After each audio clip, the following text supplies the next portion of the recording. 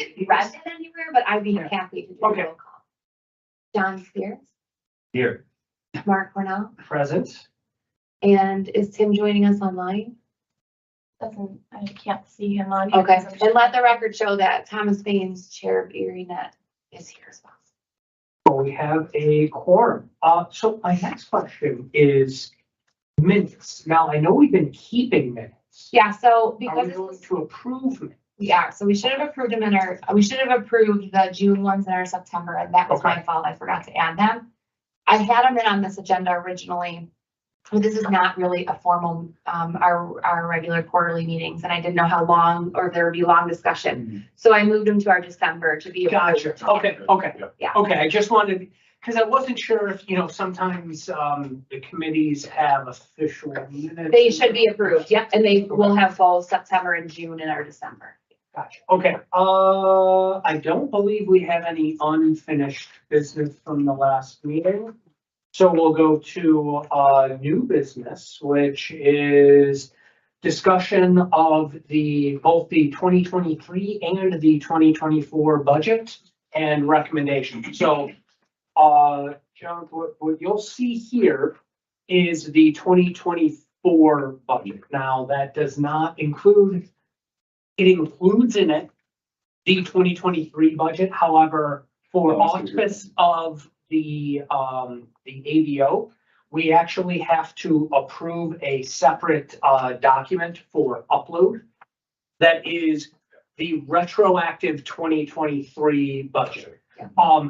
It's literally like 85% exactly the same, because the only difference is we're losing 2021 actuals, which we didn't exist as an organization. So that's not there. And the 2024 document includes 27. So it shifted over one column, essentially. All of the other information is exactly the same, because we're kind of putting this together, Retroactively. Yes. retroactively, but we weren't really at a point where we were flying by the seat of our Yes. pants a little bit, Right. and we're slowly starting to catch ourselves up to get to a point where we can start looking out forward. So even though technically speaking, we should have had a 2023 budget that was considered and adopted back in, October 2022, we were just not in a place to do that. We just finally got to a place, and I've spoken with the ADO.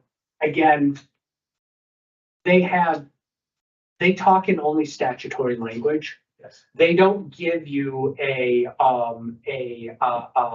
extension or anything of that nature. They tell you what you're required to do and whether you're in or not in compliance. Right. But outside of that conversation, they understand that you can only do certain things in certain intervals. So they just want you to give the most complete information you can when you can provide it. So I believe that we're meeting that requirement as much as possible.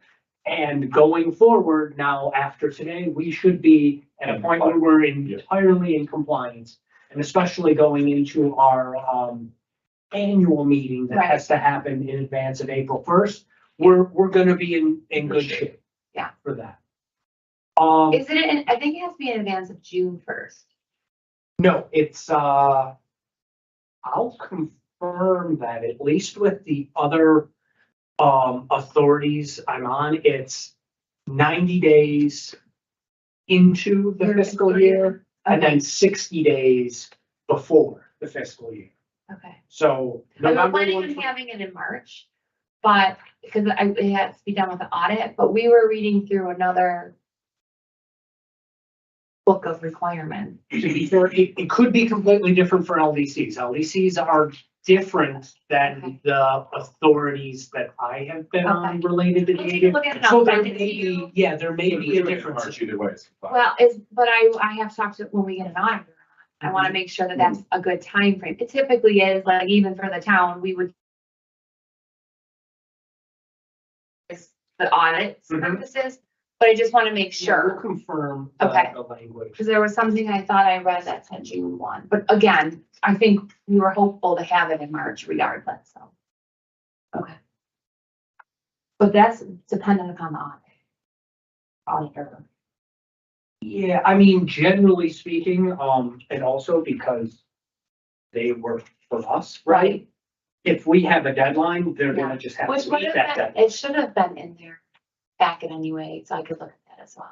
Okay. Yeah, and generally we talked about, based on ABO requirements, so whatever that is. I know, for instance, with the other organization I'm part of, they start their actual audit work the middle of February, and it's done by the middle of March. Right. It's pretty small now. This is gonna be a little more rigorous Right, because that is more of a paper organization to Right. some degree, with the tobacco settlement Right. money. well, it should be on the same timeframe as this. Well, maybe that's not true. Well, that's what We I only wanna- set up that way, we're not Yeah. necessarily the same. I want to confirm because there is the possibility that tasks, which that is, and LDCs Yeah, have a different dollar, but I. and I'll send over what I'm looking at, Okay. and we got that from the land bank. So the land bank also, that is a completely separate type of organization, I believe, too. But I think we have to Really? follow some of the same regulations. I'll send it Okay, to you. okay, when yeah, I get well- what we have, Yeah, we just want to make sure in advance that. that we're all on the same We're all on page. the same Okay. page. Okay, so, really with this budget,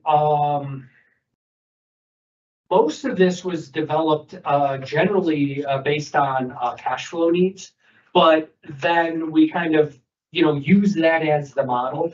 I'll say the few basic things that we want to, point out, and these will be the items that I would point out during the total board meeting, are in terms of revenues, we, up until we start getting into the out years, we really have three revenues.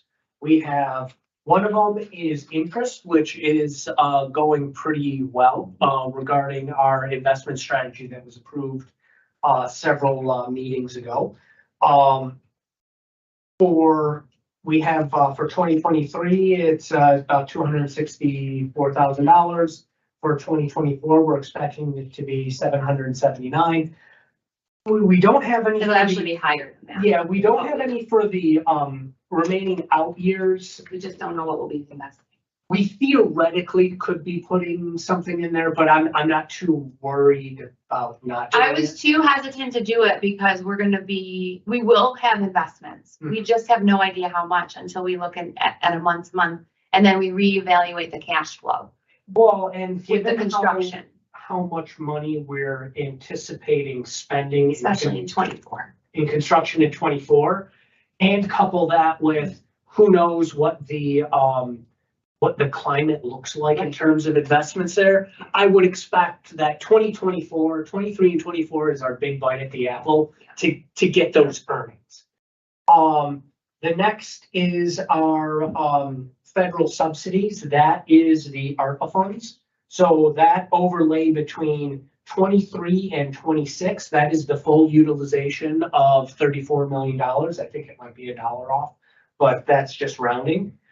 And then the other that had a little bit of conversation that we had to kind of work out a little bit was related to the NISEC, or NISEG, reimbursement. We had talked, previously with ECC, and essentially we have to prepay a whole bunch of costs related to the make ready work on the NISEG poles. But then we would get reimbursed a good amount of that cost.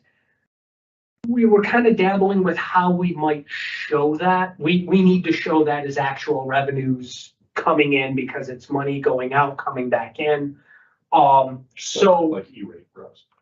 yeah, and what this ends up doing is it's almost a little bit of a subsidy against our ARPA funds, so it kind of pushes some of that usage further down, because while we're saying, yes, we're gonna use, 7.4 million dollars in 2023, we're really only using $6 million in 2023 because we have this other revenue against it. And then everything kind of balances out with, our expenditures. The vast majority of discussion on expenditures was what things kind of fit in which sort of category. So what you're looking at is, this is exactly how this needs to be submitted for the ABO. I've then taken, Hold it out for me. yeah, I've extrapolated it out further now. ECC came up with a budget in sort of a different format.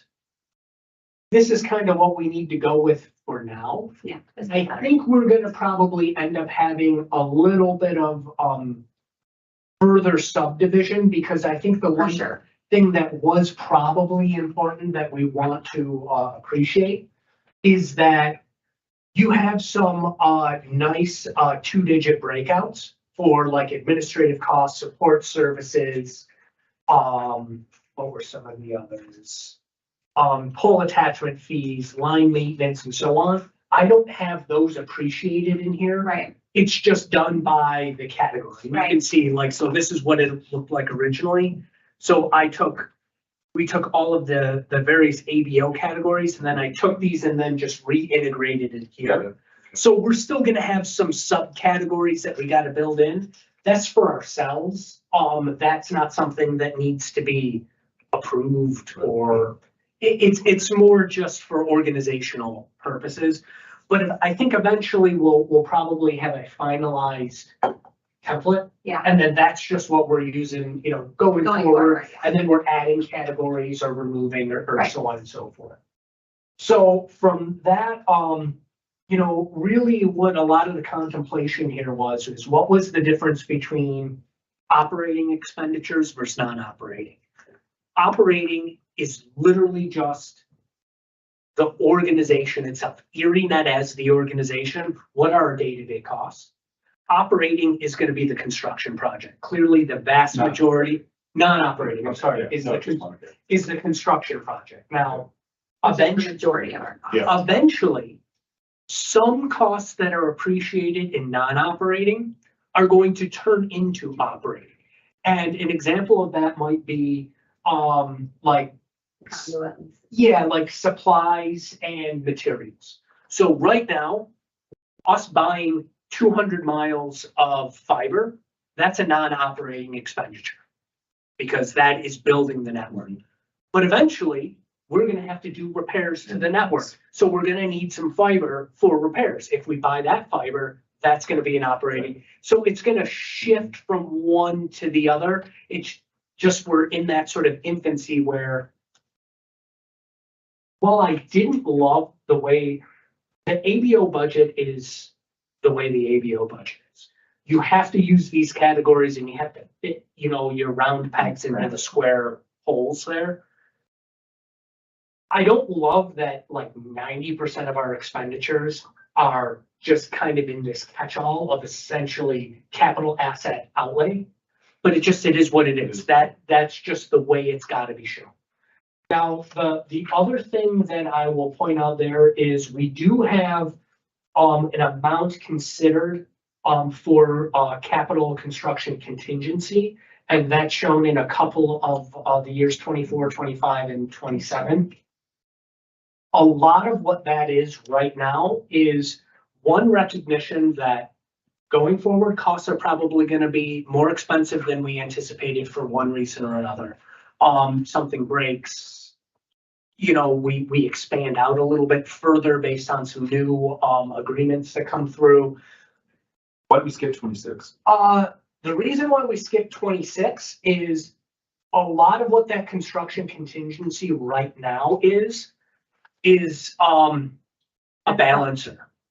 Now, Oh, okay. the money is going to be used theoretically as a contingency, but when you look at budget proposals, they still gotta equal zero. So that's the way that we sort of Why do we appreciate. have a 50% contingency in 27? Yeah. Yeah, okay.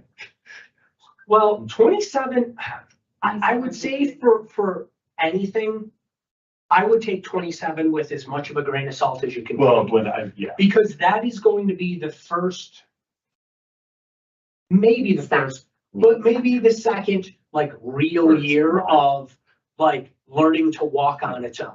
Because the ARPA money is gonna be basically gone. The only available funds that we're gonna have that are any residual are going to be the interest, earnings that were received that are gonna help carry things forward. But probably by about 2027, if, you know, We should be- our budget is going to be based on incoming revenues from, you know, marketing and all of these other operations getting. All our people on. customers should be paying by then. Yeah. That's our hope. So at least right now, that, that contingent, those contingency lines, they could vary a little bit.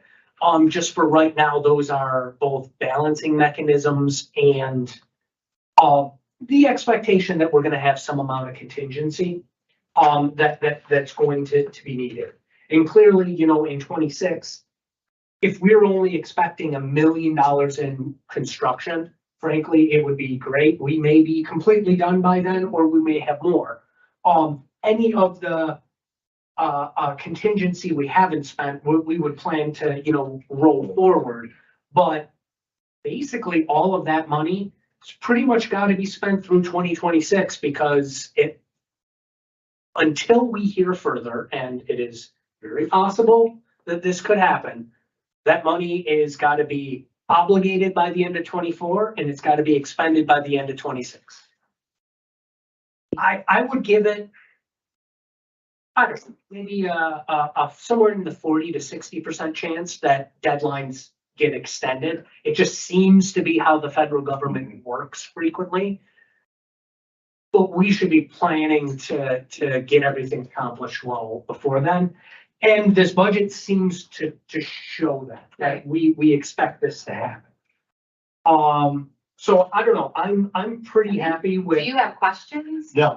Yeah, I was gonna say, you know, afterwards, if you had any questions about any of these lines, I mean, most of this stuff, outside of a few of these balancing mechanisms we're using, most of these are pretty self-evident. The only one that kind of really threw us for a little bit of a loop initially was, the revenue we had to show for that NICEAG non-billable reimbursement. We were trying to decide, you know, whether we were going to show that in our budgets as revenue, or that was gonna kind of live outside of the budget and sort of be, unanticipated, you know, revenue afterwards that was just realized as an actual. Right, so it's nice, I think we did the right way and put it in as revenue. Yeah, we consulted with Lumsden McCormick and, you know, as we had this bit of a conversation about it, we kind of started, all of us walking in the, you know, same direction of like, no, we need to show this. It's a little unfortunate in that it utilizes less ARPA money by having that because we have to show it as a revenue against it.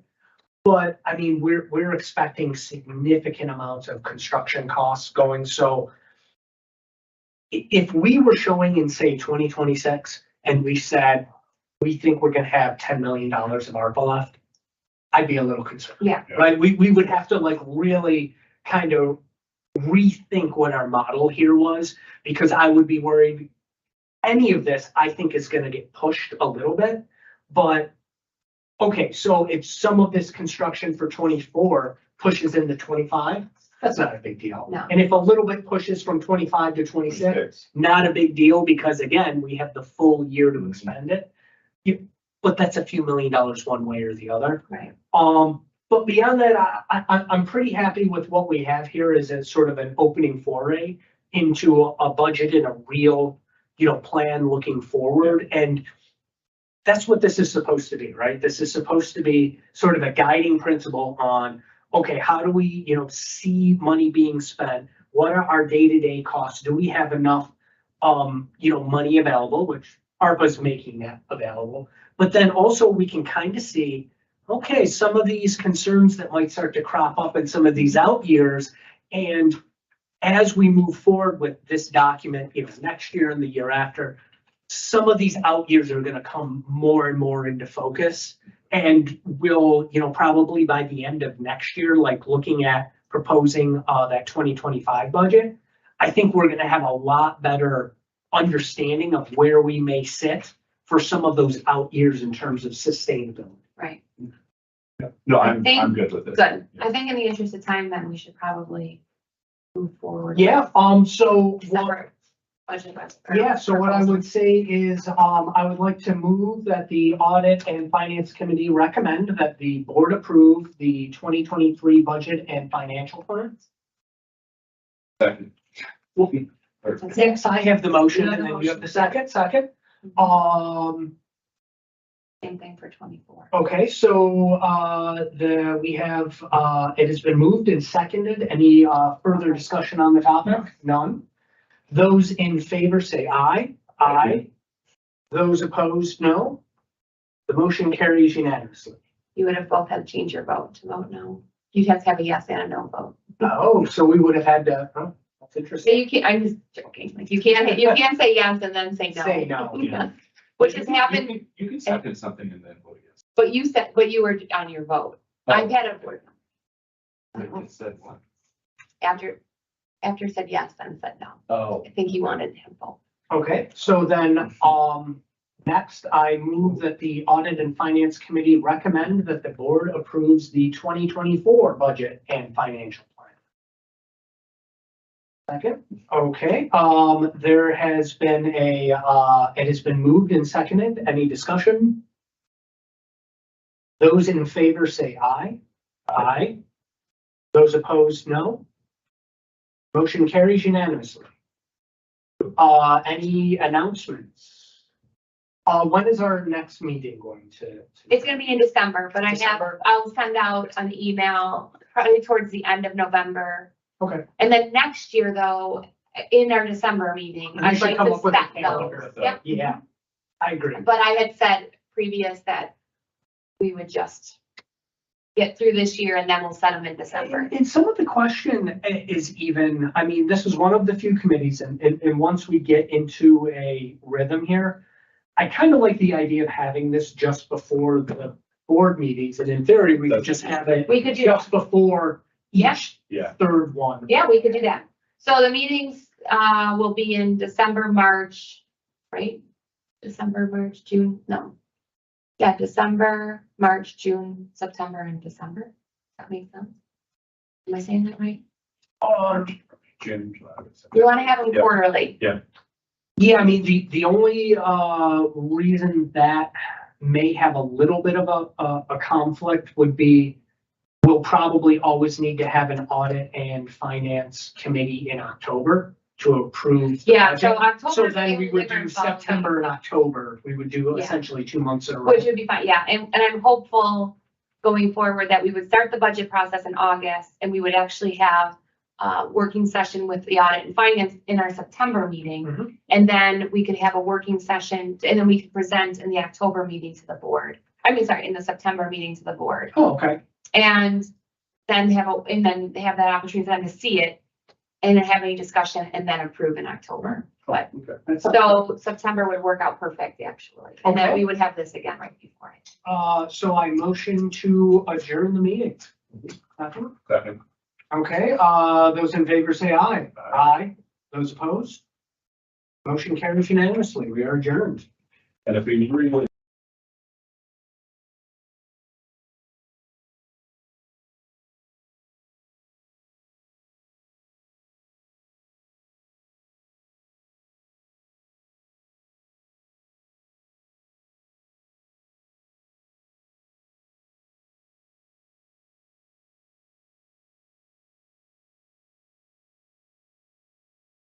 it only, well, I mean,